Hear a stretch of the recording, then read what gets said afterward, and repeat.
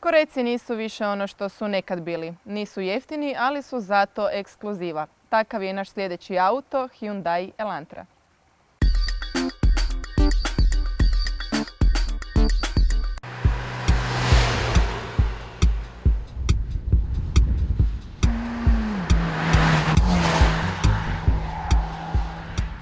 Kada bi tražili marku automobila koja je u posljednjih 10 godina najviše napredovala, u najužem bi se krugu kandidata bez sumnje našao Hyundai.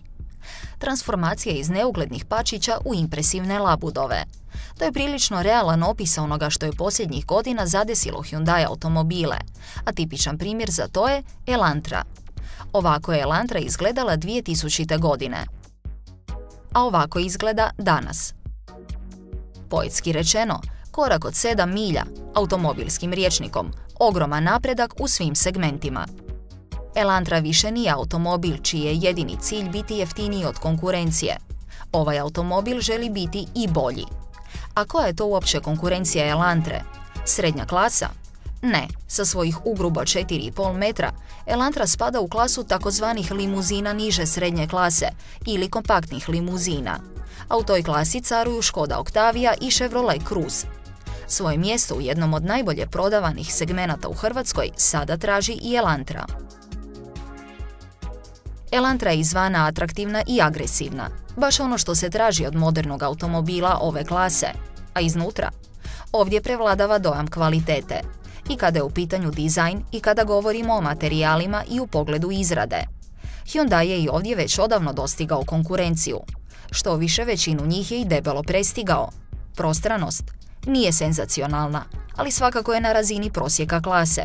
Isprijeda i straga ima dovoljno mjesta, a isto vrijedi i za prtljažnik koji je sa svojih 485 litara sasvim spreman na sve izazove koje pred njega stavlja velika obitelj.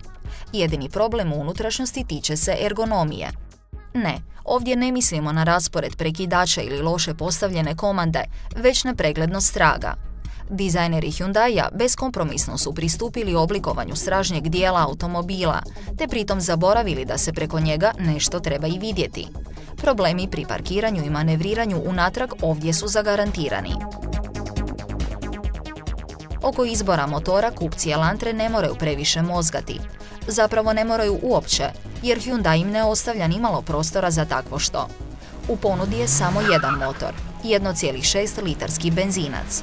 On je sa svojih 132 konjske snage i više nego dovoljno potentan za ovaj automobil.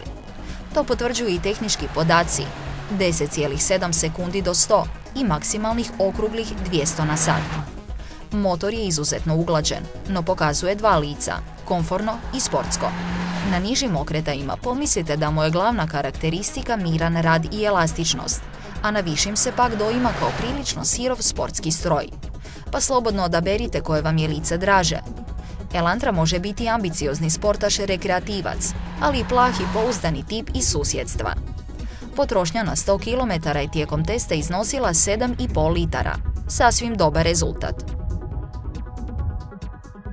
Iako izgleda krajnje moderno, pod karoserijom Elantre kriju se i neka tehnološka rješenja koja baš nisu najsuvremenija. Primjerice, stražnje kočnice su bubanj, očito zbog uštede. No unatoč tome Elantra sasvim solidno koči. Solidnim se može opisati i ponašanje u vožnji.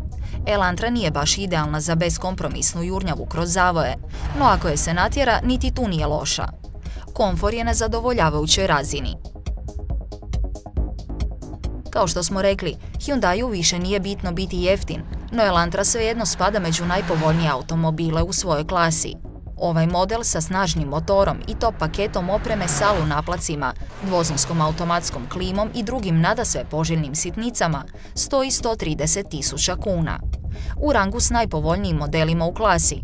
I za kraj jedna zanimljivost. Top paket opreme se naziva iLike, kao da ga je osmislio Zuckerberg. Kad smo već kod njega, lajkajte našu stranicu.